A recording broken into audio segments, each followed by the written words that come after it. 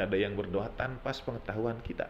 Tapi kita merasa ini karena doa kita, ini karena amal kita, ini karena tahajud kita, ini karena sedekah kita. Kalla saufa ta'lamun. Kelak kalian itu akan mengetahui ilmu yang kalian ketahui sekarang ini. Tsumma kalla saufa ta'lamun. Kelak kalian akan tahu ternyata tidak seperti yang kita kira. Karena itu bukan ilmu yakin. Pengetahuan kita itu tidak mendatangkan keyakinan. Kelak kalian akan tahu siapa sesungguhnya yang mendoakan kita, yang menginginkan kita bahagia, yang ikut bersedih karena kita berduka, yang menangis ketika kita jatuh pada dosa, yang lebih mencintai, mengasihi kita bahkan dari keluarga dan orang tua kita sendiri. Dan selama ini alhaakum, kita lalai terhadapnya, kita lupa terhadapnya karena kita takabur, karena kita mengumpulkan hal-hal yang sesungguhnya ketika kita ketahui tidak layak untuk kita kumpulkan. Bahkan apapun yang kita miliki, an-naim itu ada mata airnya, ada ainnya, itulah yang hak. Tsumma latus'alunna yauma idzin 'anin na'im. Dalam riwayat Imam Ali bin Musa ridho alaihi salam dalam perspektif mazhab Ahlul Bait, nahnu an-na'im. Kamilah an-na'im itu. A'udzu billahi minasy syaithanir rajim. Bismillahirrahmanirrahim. Alhaakumut takatsur hatta zurtumul maqabir. Kalla sawfa ta'lamun. ثم كلا سوف تعلمون كلا لو تعلمون علم اليقين لترون الجحيم ثم لترونها عين اليقين ثم لتسألن يومئذ عن النعيم صدق الله المولانا العلي العظيم وصدق رسوله النبي الكريم ونحن على ذلك من الشاهدين والشاكرين والحمد لله رب العالمين. بسم الله الرحمن الرحيم. Alhamdulillah Rabbil Alamin. Assalamualaikum ayuhan nabiyyu wa rahmatullahi wa barakatuh. Assalamu alayna wa ala ibadillahi salihin. Assalamualaikum warahmatullahi wabarakatuh. Asyhadu an la ilaha illallah wahdahu la syarikalah wa asyhadu anna sayyidana wa maulana Muhammadan abduhu wa rasuluhu la nabiyya ba'dah. Allahumma salli wa sallim wa barik ala Sayyidina Muhammad wa ali Sayyidina Muhammad wa ajil farajahum syarif warzuqna fid dunya ziyaratahum wa fil akhirati syafa'atahum. Alhamdulillahirabbil alamin. Saudara sekalian rahimakumullah, teriring puji syukur kehadirat Allah Subhanahu wa taala dan salam salawat pada baginda Nabi besar Rasulullah Muhammad sallallahu alaihi wa alihi wasallam. Kajian tafsir kita melanjutkan surah At-Takatsur, surah ke-102.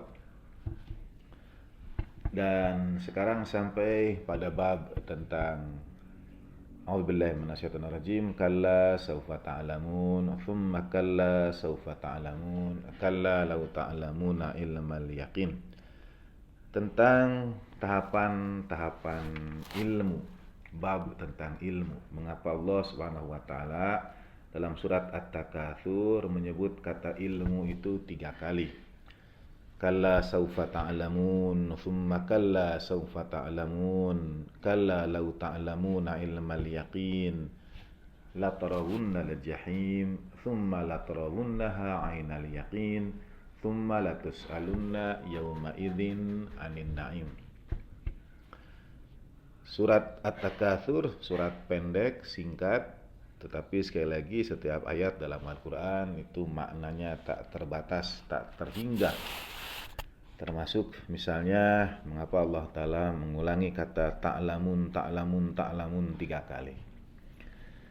Ada yang memaknai dengan pembagian tahapan keilmuan. Pertama ilmul yaqin, yang kedua ainul yaqin, dan yang ketiga haqqul yaqin. Sering di contohkan dengan kalau kita melihat asap, kita mengetahui ada api, itu ilmu yakin. Kemudian kita melihat apinya, itu ainul yakin. Lalu kita merasakan panas apinya, itu kita sebut hakul yakin. Ini umum dan lazim disampaikan dalam bahasan tentang ilmu, juga dalam tafsir tentang surat At-Takatsur ini. Ada pertanyaan, mana lebih dahulu, pengetahuan atau penglihatan? Misalnya tentang 3 bentuk keyakinan itu ada ilmul yakin, ainul yakin, hakul yakin. Maka ilmu mendahului ain, ilmu mendahului penglihatan. Satu, misalnya bahasan. Kalau di kalangan para santri ada mubahatsah, mutolaah, saling bahas, saling baca. Mungkin bukan berarti mengkritik, tetapi ingin mengetahui lebih jauh lagi apa maksudnya. Bukankah misalnya pengetahuan kita sebagian besar itu dari pandangan mata kita? Teori tentang otak yang menyampaikan kepada kita bahwa otak atau sesuatu itu kita indra, bahasa Arabnya idrok. Sesuatu itu kita indra, sesuatu itu kita cerna di dalam otak kita. Salah satunya adalah melalui stimulus pemberi dan penyampai informasi.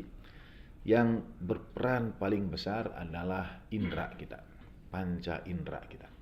Kita ini menerima informasi, otak kita, kepala kita, yaitu dari indra kita. Dan dari semua indra, konon katanya dari penglihatan itu yang paling banyak. Artinya orang kalau mendengar sesuatu, dia masih mungkin meragukannya, masih mungkin belum menganggapnya sebagai sebuah ilmu, sesuatu yang dia yakini, yang dia ketahui. Tapi kalau sudah lihat dengan mata kepala sendiri, itu sering berperan besar dalam keyakinan seseorang. Saya lihat dengan mata kepala saya sendiri, itu menunjukkan dia firm, dia teguh pada keyakinan dia. Dari Sayyidina Ali bin Abi Thalib karramallahu wajhah juga beliau menyampaikan al-farqu bainal haqqi wal batil arba'a asabi. Perbedaan antara kebenaran dan kebatilan itu 4 jari, 4 jari. Dengan indahnya beliau menyampaikan, kemudian beliau meletakkan ke-4 jari itu, saudara juga bisa melakukannya, di antara telinga dan mata kita. Jadi jarak antara telinga dan mata kita itu persis 4 jari manusia. Persis 4 jari kita. Kata Sayyidina Ali, beda antara hak dan batil itu arba asabi, 4 jari. Kebatilan adalah kalau engkau berkata, aku mendengar, aku mendengar, aku mendengar. Kata orang begini begitu, katanya, itu batil. Tapi kalau sudah lihat, ini ara atau ini ra'aitu, aku melihat, itu kebenaran. Nah, di mana posisi ilmu yakin dan ainul yakin ini? Apakah ain yang dimaksud di situ adalah penglihatan? Ain memang artinya mata. Tapi sekali lagi, ilmu dapat diperoleh dari indera yang lain, dari pendengaran kita, dari perasaan kita, ya, rabaan kita, penciuman kita. Wangian misalnya tidak dapat kita lihat, tapi kita mengindranya melalui indera penciuman kita, dan itu menjadi pengetahuan kita, bukan sesuatu yang kita lihat oleh mata. Nah, jadi dan dalam tahapan ilmu, tahapan pengetahuan itu, ilmu yakin yang pertama, ainul yakin yang kedua. Tidakkah semestinya dari ain dulu kemudian kepada ilim, kepada pengetahuan? Nah, jadi mengapa ilmu yakin lebih dahulu, lalu ainul yakin, dan yang ketiga hakul yakin? Kalau pengetahuan itu jalan menujunya adalah melalui penglihatan juga, melalui indera juga. Kalla saufa ta'lamun. Kelak kalian akan mengetahui. Ini ilmu yang mana. Dan sungguh kelak kalian akan mengetahui. Kita akan hubungkan kembali dengan alhaakumut takatsur hatta zurtumul maqabir itu setelah membahas tahapan-tahapan ilmu ini. Dalam bahasa Arab, pilihan kata itu berkaitan satu dengan yang lainnya. Sebagai contoh, misalnya bab tentang infak, satu akar kata dengan nifaq yang artinya kemunafikan, satu akar kata lagi dengan nafaq yang artinya itu terowongan atau tunnel, celah. Semuanya berkaitan karena nafaq itu terowongan yang menghubungkan dua sisi. Nifaq, kemunafikan, menggunakan kata yang sama juga karena ia punya dua sisi. Sisi yang ia yakini dan sisi yang ia tampakkan. Kemudian infak itu juga berarti menyalurkan, memberikan dari apa yang tadinya milik di sisi kita menjadi milik di sisi orang lain. Sebetulnya ada keterhubungan dari akar kata yang sama. Itu satu di antara kekhasan dan keistimewaan keindahan bahasa Arab. Kata-kata yang dekat makna, dekat pelafalannya itu punya makna yang maknanya tentu kalau diterjemahkan dalam bahasa kita beda jauh. Nafak, terowongan, nifak, kemunafikan, kemudian infak, bersedekah misalnya. Tapi dari sisi lugawi, dari sisi bahasa, dan Al-Quran mengingatkan kita, kami turunkan bahasa Al-Quran itu berbahasa Arab supaya kalian renungkan, kalian pikirkan, kalian gunakan akal kalian. La'allakum ta'qilun. Satu di antaranya adalah keunikan berbahasa itu. Nah, dari kata ilim yang artinya pengetahuan, itu ada kata-kata yang berdekatan dengan itu. Misalnya kita dari kata ilim, ilmu, kita mengenal misalnya alim, seorang ulama. Kita sebut alim ulama. Alim artinya orang yang berilmu, yang mengetahui. Tapi pada saat yang sama juga kita mengenal kata alam. Seperti alam semesta ini, alam dunia ini, alam akhirat. Apakah ada kedekatan makna di antara alim dan alam? Alam semesta misalnya, alam dunia, alam rahim. Nah, disebut alam karena berisikan hal-hal yang diketahui. Jadi ilim adalah pengetahuan dan alam adalah sesuatu yang diketahui. Ya. Alam semesta ini kita ketahui dan kita mengetahui lagi beyond alam semesta yang kita ketahui itu masih ada alam-alam yang belum kita ketahui. Kita sebutlah misterius. Ya. Nah, pada alam ini bagaimana seseorang menjalani alamnya akan bergantung kepada ilimnya, akan bergantung kepada ilmu pengetahuannya. Bagi kita, bagi saya, misalnya saya ingin contohkan Alamah Tobat-Tobai, guru dari Alamah Jawadi yang kitab tafsirnya At-Tasnim kita jadikan rujukan. Alamah Tobat-Tobai itu membagi tingkatan alam, tingkatan alam. Pembagian tingkatan alam ini saudara berdasarkan yang diketahui. Itu dari sisi perjalanan hidup manusia ada alam ruh, ada alam rahim, ada alam dunia, ada alam kubur, ada alam barzakh, ada alam akhirat. Semua itu akan dijalani oleh manusia, akan kita semua jalani kelak pada saatnya. Nah, untuk mengetahui apa yang ada bagi kita sekarang misalnya alam barzakh masih misterius karena kita tidak punya ilim tentangnya, tidak punya pengetahuan tentangnya. Nah, Alamah Tobat-Tobai atau misalnya As-Suhrawardi, para sufi itu membagi ke dalam bentuk alam, bentuk pengetahuan, bentuk ilmu yang lainnya. Beliau misalnya membagi dengan ada pembagian alam berdasarkan tingkatan, misalnya ada alam nasut, alam manusia sekarang ini, ada alam malakut, ada alam jabarut, ada alam lahut. Nah, ini pembagian-pembagian ilmu dan alam berdasarkan tingkat kesadaran manusia terhadap entitas atau ciptaan-ciptaan Allah Ta'ala yang lainnya. Kita misalnya hanya menyadari ciptaan Allah Ta'ala yang kita lihat, yang ada bersama kita, dunia ini. Tapi misalnya makhluk Tuhan yang lainnya yang kita yakini tapi tidak kita ketahui dalam tanda petik seperti keberadaannya, seperti para malaikat.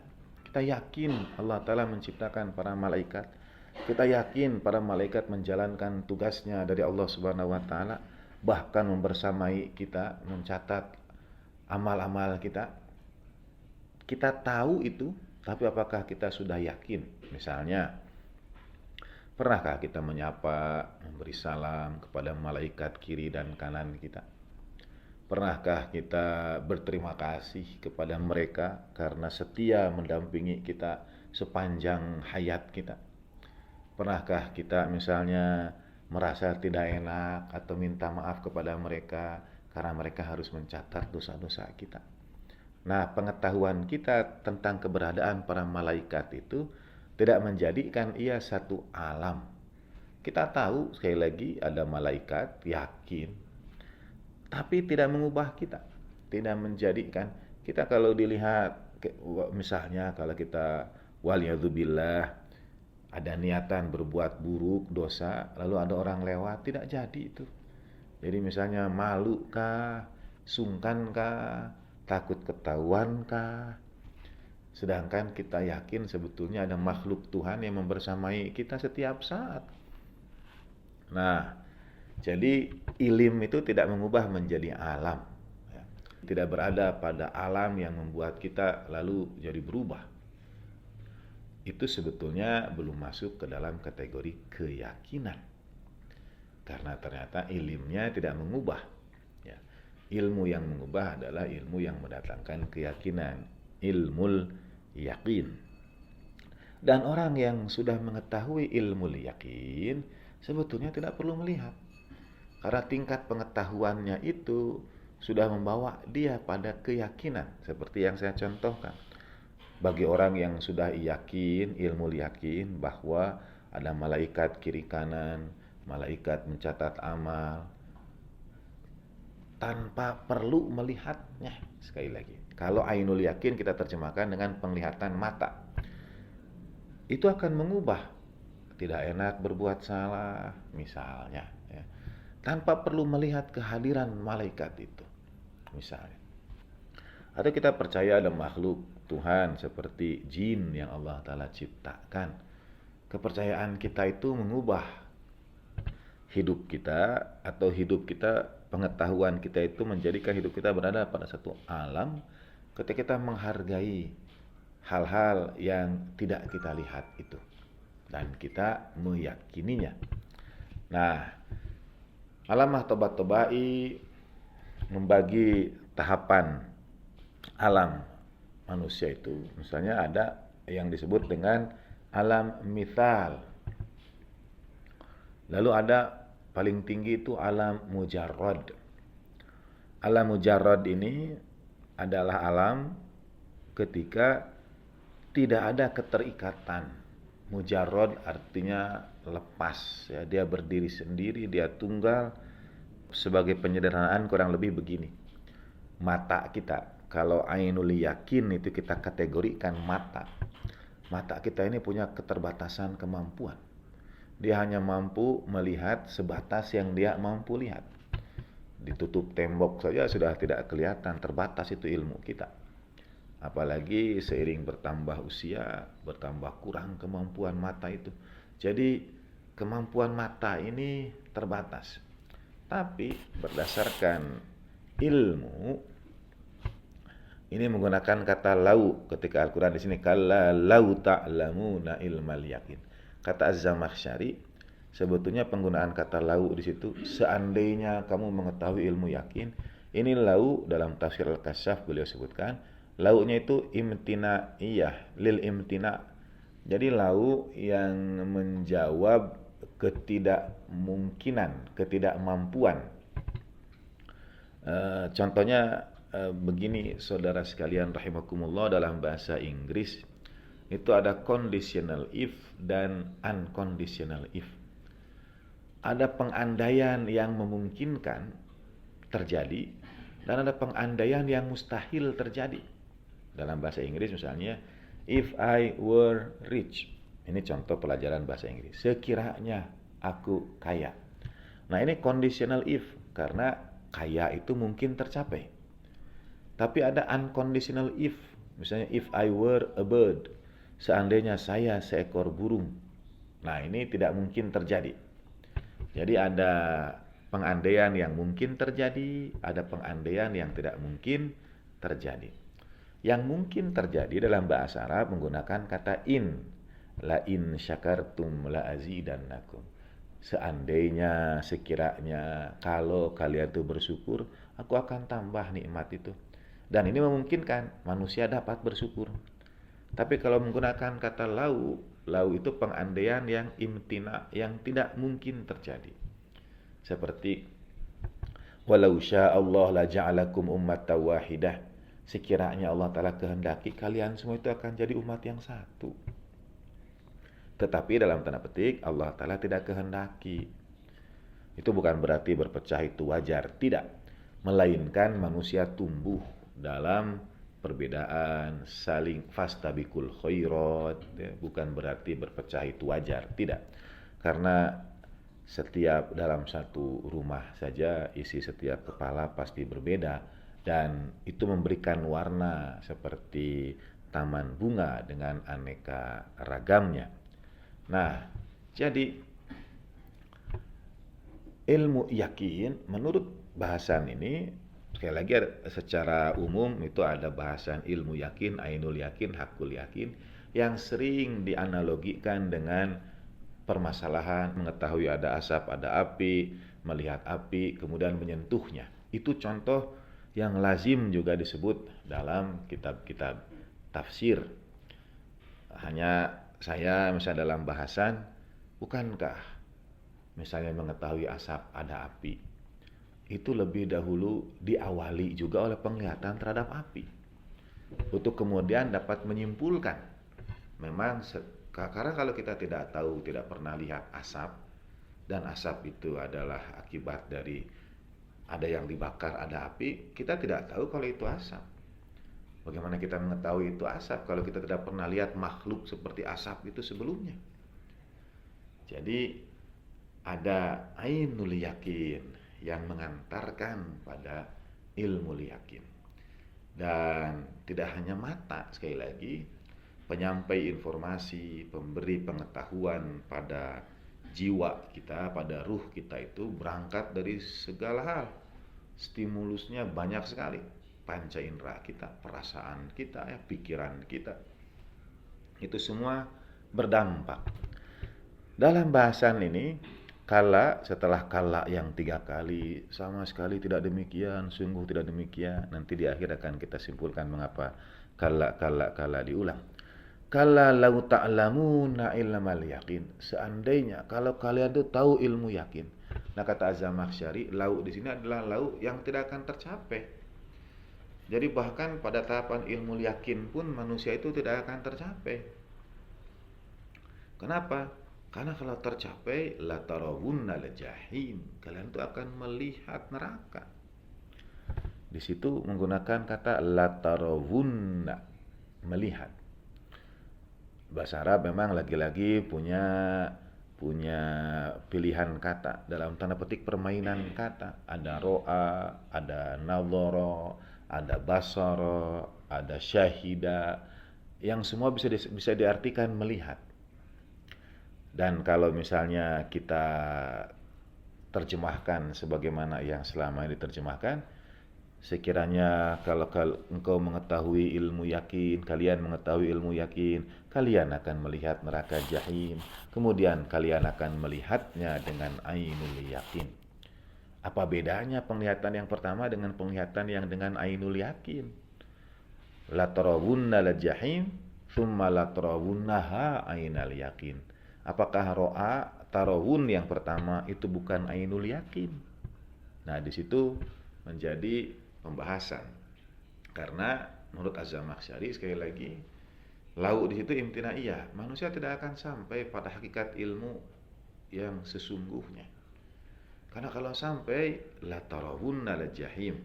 Itu kata la tarawunna dalam At-Tasnim kata Allamah Jawadi sebetulnya jawaban dari qasam yang mustatir. Jadi ada sumpah yang tersirat.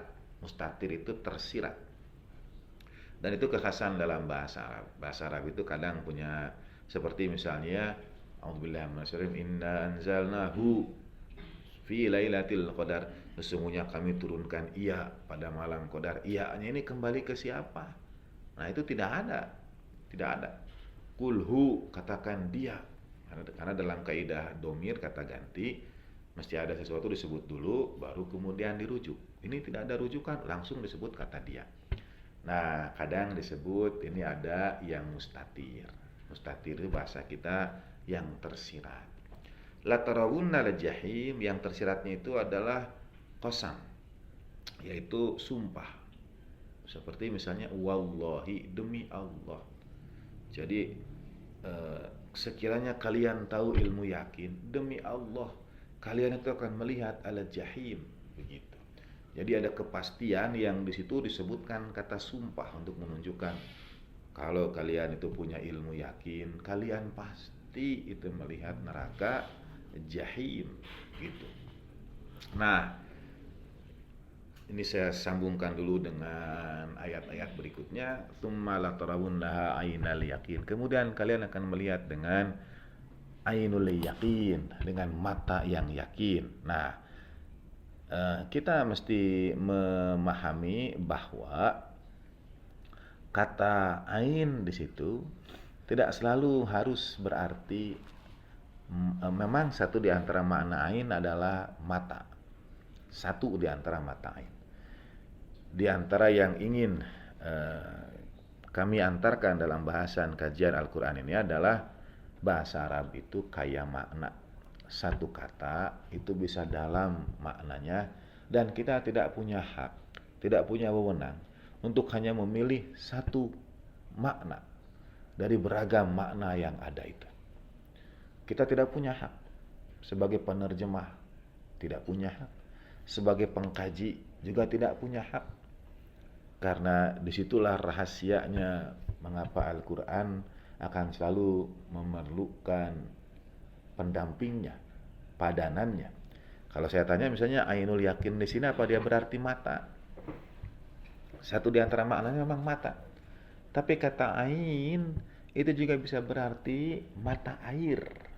Mata penglihatan, ain mata air. Misalnya dalam surah Al-Insan, a'udzubillahi minasyaitonir rajim, ainan fiha tusamma sabila. Ada mata air, ain, mata air yang diberi nama dengan mata air salsabila. Jadi ain juga bisa berarti sumber. Sehingga ada ilmu yakin, pengetahuan tentang ilmu yang mengantarkan pada keyakinan, tapi nanti akan sampai pada ainul yakin, sumber keyakinan itu. Mata air keyakinan itu. Jadi hulunya, ya, awalnya. Kalau kalian tuh tahu ilmu yakin, kalian tuh pasti seperti ibarat kalau misalnya aliran sungai, kalian akan tahu nanti dari mana sumber ilmu itu berasal, sumber segala pengetahuan ini berasal. Ini sebetulnya untuk menjawab bahwa selama ini manusia lalai terhadap sumber ilmu ini. Alhaakum, telah melalaikan kalian sumber ilmu pengetahuan ini, mata air pencerahan yang akan dapat menyibak segala tabir kegelapan hidup kita. Kita ini punya banyak masalah, ibarat hidup kita gelap karena kita tidak tahu sumber cahayanya. Apapun yang kita hadapi ini, kita tidak alirkan dia pada ainul yakin. Kalau kita tahu, ya bukan hanya la tarawunna la jahim, tapi thumma latarawunnaha ainal yaqin. Jadi kata ain selain berarti mata, dia juga bermakna mata air, sumber, hulu, ya, awal. Jadi awal dari seluruh ilmu. Ainul yaqin. Kata ain juga dalam bahasa Arab bisa berarti dirinya sendiri. Ainu nafsihi. Jadi ainul yakin itu adalah keyakinan itu sendiri. Gitu. Lalu apa yang kemudian membedakan dengan hakul yakin? Walaupun pada yang ilmu yakin itu, misalnya saya ambil analogi api lagi. Kalau ilmu yakin itu mengetahui ada api, kalau ainul yakin bukan hanya kita melihat ada api, tapi kita merasakan api itu. Itu dalam tahapan umum merasakan api itu masuk pada hakul yakin. Saya mengkategorikannya pada itulah ainul yakin. Kita pegang apinya, kita rasakan panasnya, kita ainul yakin terhadap api. Lalu kalau hakul yakin apa? Hakul yakin adalah kita jadi api itu. Nah, itu hakul yakin. Ini penyederhanaan sekali lagi saudara, penganalogian. Mohon maaf mungkin saya tidak dapat menyampaikan dengan baik, karena kalau ilmu yakin, ainul yakin, hakul yakin seperti analogi yang pertama, lihat asap ada api, kan kita sudah ainul yakin sebelumnya, sudah ada ain, sudah. Kalau ain hanya diterjemahkan dengan memandang, melihat. Nah, ilmu yakin, kemudian ainul yakin, dia merasakan api itu, panasnya. Tapi hakul yakin adalah menjadi api itu. Gitu. Nah, demikian pula dalam misalnya di antara yang kemudian Allah Ta'ala akhiri surat At-Takatsur dengan indah, a'udzubillahi minasyaitonir rajim, tsumma latus'alunna yauma idzin anin na'im. Dan kelak kalian akan ditanya tentang nikmat. Kenapa kok setelah alhaqumut takatsur hatta zurtumul maqabir, kemudian Allah Ta'ala tanya tentang nikmat? Apa an-na'im yang dimaksud di situ? Dalam tafsir, beberapa tafsir misalnya an-na'im itu tsumma tus'alunna yauma idzin anin na'im, alam fin na'im lil umum. Jadi lam dalam an-na'im itu menunjukkan umum, artinya akan ditanya segala bentuk kenikmatan. Wa minan na'im alladzi dallatin nususus syar'iyyah annal abda sayus'alu anhu yaumal qiyamah ni'matut ta'ami wasyarab.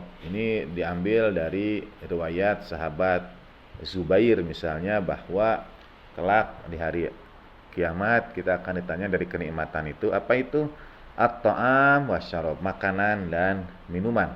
Karena baginda Nabi sallallahu alaihi pernah satu saat bersama sahabat Abu Bakar, sahabat Umar, itu sedang menikmati kurma dan meminum air.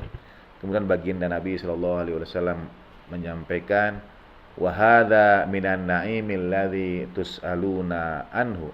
Ini diantara kenikmatan yang nanti kalian akan ditanya tentangnya.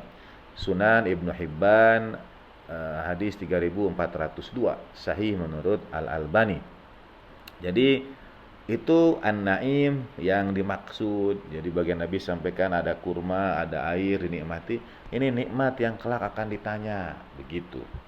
Sehingga diambillah an-na'im itu adalah nikmat at-ta'am wasyarab, nikmat makan dan minuman.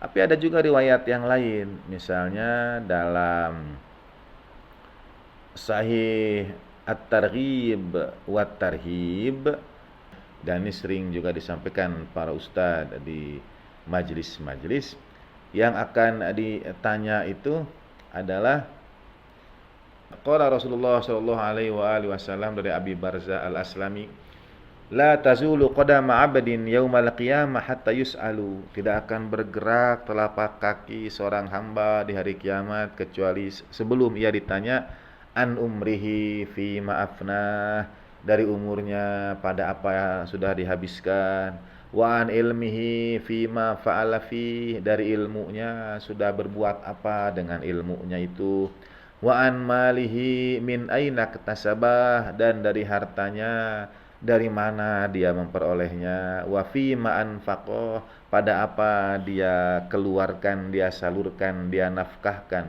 wa an jismihi fi ma ablah, dan akan ditanya dari tubuhnya atas apa yang menimpanya. Itu ini penafsiran umum tentang an-naim yang akan ditanya, makanan, minuman, umur, harta, tubuh, dan seterusnya. Ada juga misalnya yang akan ditanya itu ya meliputi misalnya umur, akan ditanya sudah apa saja, itu nikmat waktu, nikmatul waqt. Ada misalnya nikmat tamlik, nikmat tazwij, nikmat kepemilikan, nikmat kebersamaan dengan keluarga. Ini ada riwayatnya. Atau nikmatul walad, nikmat anak-anak ya, nikmat keluarga dan sebagainya. Nah, dalam kaitannya itu semua benar sekali lagi, karena itu semua masuk ke dalam rangkaian nikmat demi nikmat demi nikmat. Pertanyaannya adalah yang akan ditanya itu summa latus alunna ini, dia meliputi, dia didahului dengan summa. Kita kalau lihat saudara, dalam surat At-Takatsur ini ada pengulangan ta'lamun. Kalla saufa ta'lamun, summa kalla saufa ta'lamun. Saufa diulang 2 kali, ta'lamun diulang 3 kali. Kalla lau ta'lamuna ilmal yakin, kallanya juga diulang 3 kali. Kalla. Ada satu lagi, la tarawunna, diulang juga. Ada satu lagi yang Allah Ta'ala ulang, yaitu kata summa. Misalnya summa kalla saufa ta'lamun, lalu summa la tarawunnaha 'ainal yaqin, kemudian summa la tus'alunna yauma idzin 'anin na'im. Nah, ini bukan sekedar huruf saja, bukan sekedar lalu, bukan sekedar dan kemudian, tidak. Tapi ada makna pada kata summa yang digunakan. Menurut Alamah Jawadi Amuli, summa itu menunjukkan ketercapaian tahapan ilmu itu. Jadi kemudian itu terjadi setelah yang sebelumnya sempurna. Sempurna dipahami, sempurna diketahui. Makanya ada summa. Kalla saufa ta'lamun. Kelak, tidaklah demikian. Kelak kalian akan mengetahui. Kelak kalian benar-benar akan mengetahui. Setelah kita sampai pada satu tahapan ilmu, kita akan tahu ternyata semua yang kita lakukan selama ini itu memang melalaikan kita, alhaakum, membuat kita lalai. Kelak kalian akan tahu semua yang kita lakukan ini sebetulnya adalah sebuah kelalaian. Hatta zurtumul maqabir, sampai kematian datang menjemput kita. Pada saat itu kemudian kita disadarkan, kita memasuki tahapan ilmu yang membawa kita pada alam berikutnya. Alam ketika ilmu pengetahuan itu tampak menyempurna, lebih tinggi dari alam di dunia. Saya tidak mengatakan itu final, karena alam barzah hanyalah satu tahapan dari alam yang akan dilalui oleh manusia. Dan ilmu itu belum final dan tidak akan final sampai hari kiamat. Karena itu dia menggunakan kata kala. Kalau kalian ketahui seperti ini, sesungguhnya tidak demikian. Sesungguhnya tidak demikian. Setiap pengetahuan kita itu akan disempurnakan pada tingkat alam berikutnya. Seakan-akan pengetahuan kita sekarang ini, seakan-akan tidak ada artinya. Karena memang derajat pengetahuan di alam berikutnya itu lebih tinggi dari kita. Saya izin kembali menyampaikan dengan analogi. Ruh itu perjalanan yang selalu menyempurna. Despite apapun kesulitan hidup kita, tapi misalnya kita sebagai manusia di alam ruh, kemudian kita hidup di alam rahim, di alam janin, dalam kandungan ibu kita. Itu alam tersendiri. Kita menikmati alam itu, kita tenang dalam detak jantung ibu kita. Kita merasakan kenikmatan di situ. Itu surga. Tidak merasakan kegelisahan. Kalau dikatakan la khaufun alaihim walahum yahzanun sebagai pensifatan terhadap surga, barangkali bagi janin barangkali alam rahim itu surga. Karena mereka tidak la khaufun alaihim walahum yahzanun. Tetapi kemudian mereka lahir di alam dunia, kita semua lahir di alam dunia, meninggal di alam rahim, lahir di alam dunia. Maka kenikmatan alam rahim itu dengan seluruh kenikmatannya terasa dalam tanda petik seperti tidak berarti apa-apa dibandingkan dengan kenikmatan duniawi yang kita rasakan sekarang ini. Ya, nikmat baik yang lahir maupun yang batin. Tuhan perkenalkan kepada kita serangkaian kenikmatan lainnya. Nah, ilmu pun bergerak seperti itu, menyempurna dia. Demikian pula ketika kita kelak meninggal dunia, sesungguhnya alam, hakikat alam setelah kehidupan duniawi ini ibarat kehidupan dunia setelah alam akhirat. Dan kita akan sadar ternyata hidup dunia tidak ada artinya apa-apa. Seluruh kenikmatan yang ada di dunia tidak ada artinya dibandingkan dengan kenikmatan barzakhi. Dia menyempurna terus-menerus. Seluas apapun rumah yang kita bangun, sebanyak apapun harta yang kita kumpulkan, al-hakum itu begitu meninggal dunia sadar semuanya ternyata tidak ada artinya apa-apa. Nah, karena ilmu berkembang dan di alam akhirat, di alam barzah kita akan diberikan kenikmatan yang lebih tinggi kadar kesempurnaannya dibandingkan dengan kenikmatan duniawi. Nikmat duniawi apapun yang kita nikmati di satu titik kita jenuh, kita berhenti, kita bosan. Apapun.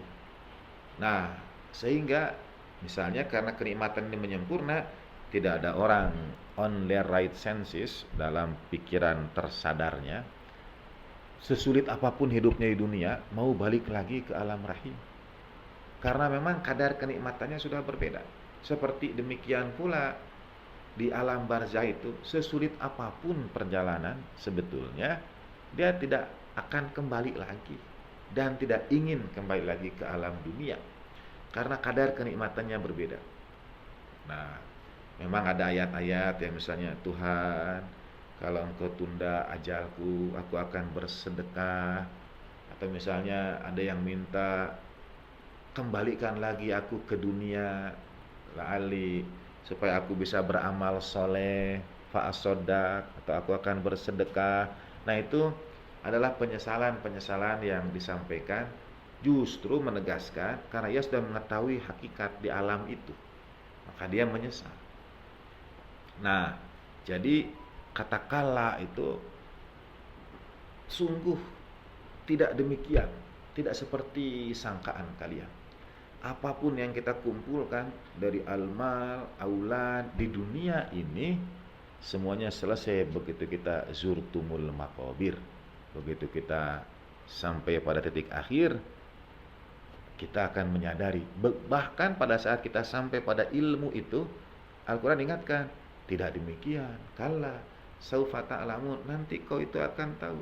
Summa kalla, kalau sudah sampai pada puncak pengetahuan ini, kalian akan sampai pada pengetahuan berikutnya lagi. Kalian akan sampai kepada ilmu yakin, yang di situ kalian akan dapat melihat al-jahim.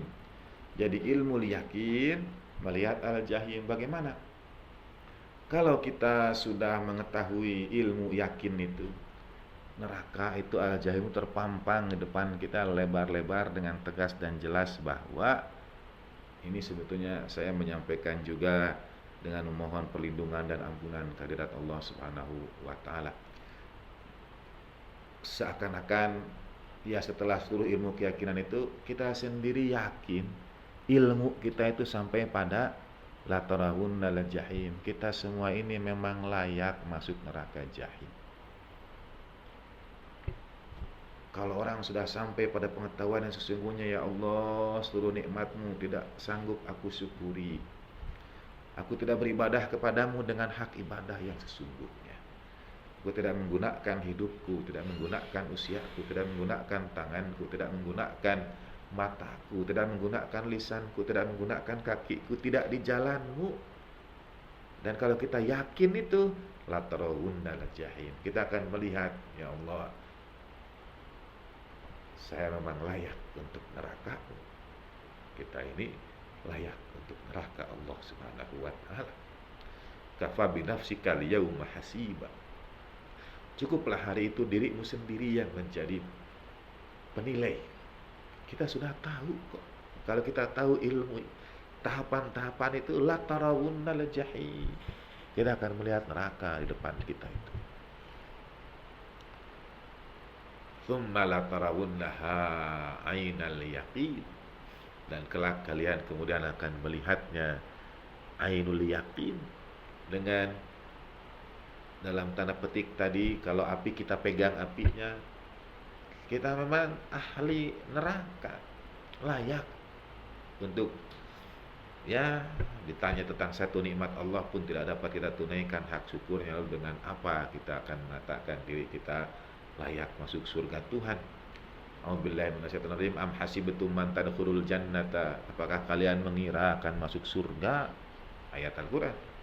Padahal belum diujikan kepada kalian ujian yang menimpa umat-umat sebelum kalian. Masathumul ba'sa wad-dhara'u wa zulzilu, dan seterusnya. Jadi tingkatan-tingkatan pengetahuan itu akan membawa kita pada keyakinan, ya Allah, memang semua yang kita kumpulkan tidak ada artinya. Takatsur itu tidak ada apa-apanya, dan selama ini kita dilalaikan untuk itu. Apa perlu sampai pada zurtumul maqabir, penyesalan-penyesalan itu kemudian datang? Atau tsumma latus'alunna yauma idzin anin na'im, dan kelak pada hari itu kalian benar-benar, latas alunna ada nun taukid penegasan, kalian benar-benar akan ditanya tentang nikmat itu. Kalian akan ditanya tentang sumber dari segala kenikmatan itu, sumber dan jalan wasilah kalian peroleh seluruh kenikmatan itu. Begitu ilmu itu terbuka, ternyata apapun yang kita miliki ada wasilahnya, ada perantaranya, ada sumbernya, ada mata airnya. Dan seluruh karunia nikmat Allah Subhanahu wa taala itu, apakah atau siapakah mata airnya? Siapakah sumbernya? Bukan apa, melainkan siapa, yaitu wa'udzubillahi minasyaitonir rajim, wa ma arsalnaka illa rahmatan lil alamin, dan kami tidak mengutus engkau ya Rasulullah melainkan menjadi rahmat untuk alam, untuk segala yang diketahui itu, alamin. Sesungguhnya tsumma latus'alunna yauma idzin anin na'im adalah kelak kita akan ditanya, karena kita kemudian mengetahui seluruh kenikmatan itu Allah Ta'ala hadirkan melalui wasilah, melalui sarana, melalui jalan. Kita mengira ketika kita sedang dapat kesulitan, tiba-tiba ada jalan keluar, kita mengira ini karena usaha kita, ini karena doa kita. Kelak kita akan mengetahui itu juga karena doa orang-orang di sekitar kita. Yang demikian itu karena doa kedua orang tua kita, karena doa keluarga kita, karena amalan mereka. Karena mungkin ada yang berdoa tanpa sepengetahuan kita, tapi kita merasa ini karena doa kita, ini karena amal kita, ini karena tahajud kita, ini karena sedekah kita. Kalla saufa ta'lamun, kelak kalian itu akan mengetahui ilmu yang kalian ketahui sekarang ini. Tsumma kalla saufa ta'lamun, kelak kalian akan tahu ternyata tidak seperti yang kita kira. Karena itu bukan ilmu yakin. Pengetahuan kita itu tidak mendatangkan keyakinan. Kelak kalian akan tahu siapa sesungguhnya yang mendoakan kita, yang menginginkan kita bahagia, yang ikut bersedih karena kita berduka, yang menangis ketika kita jatuh pada dosa, yang lebih mencintai, mengasihi kita bahkan dari keluarga dan orang tua kita sendiri. Dan selama ini alhaakum, kita lalai terhadapnya, kita lupa terhadapnya karena kita takabur, karena kita mengumpulkan hal-hal yang sesungguhnya ketika kita ketahui tidak layak untuk kita kumpulkan. Bahkan apapun yang kita miliki, an-naim itu ada mata airnya, ada ainnya, itulah yang hak. Tsumma latus'alunna yauma idzin 'anin na'im. Dalam riwayat Imam Ali bin Musa Ridho alaihissalam dalam perspektif mazhab Ahlul Bait, nahnu an-na'im. Kamilah an-na'im itu.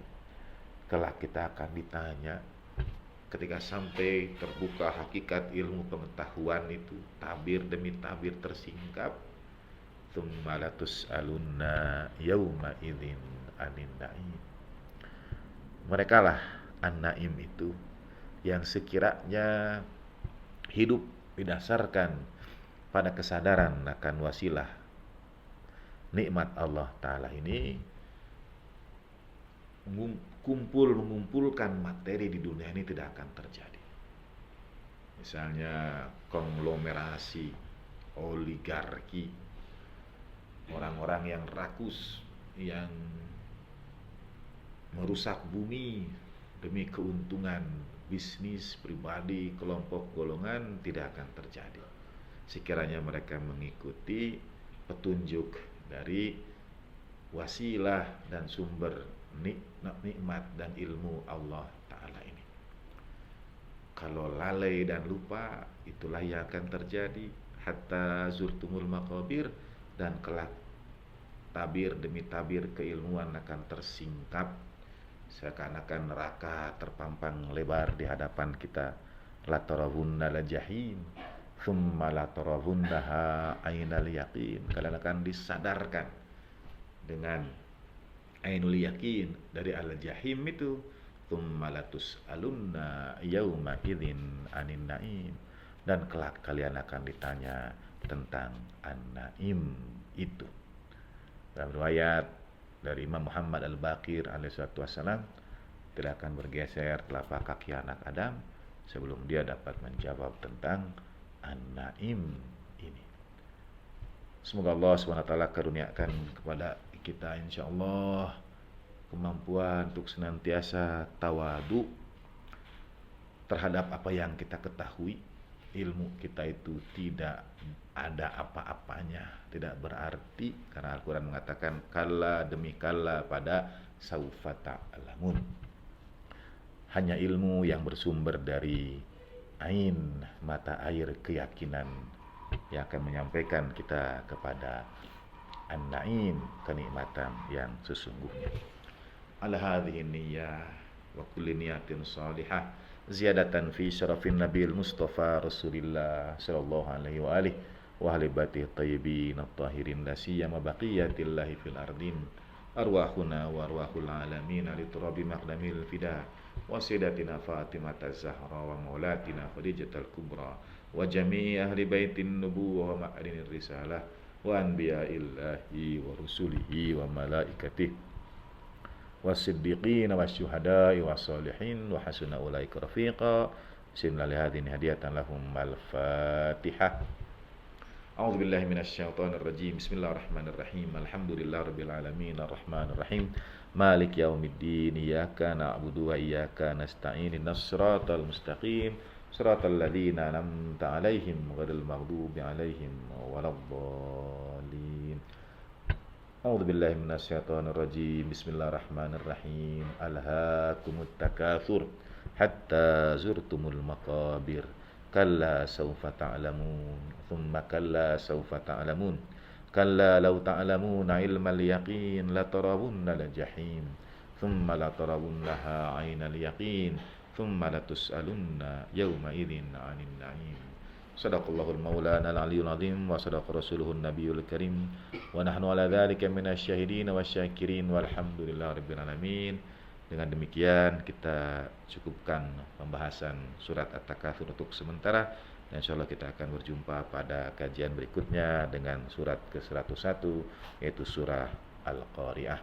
Terima kasih atas seluruh perhatian saudara dan atas seluruh kerja keras yang telah menghadirkannya untuk kita semua. Allah yarham walidaykum wa yukaffir min amthalikum. Mohon maaf untuk segala kekurangan. Wassallallahu ala sayyidina Muhammadin wa ali tahirin walhamdulillahirabbil alamin wa lafu minkum wa ma taufiqi illa billah alaihi tawakkaltu wa ilaihi unib. Wassalamualaikum warahmatullahi wabarakatuh.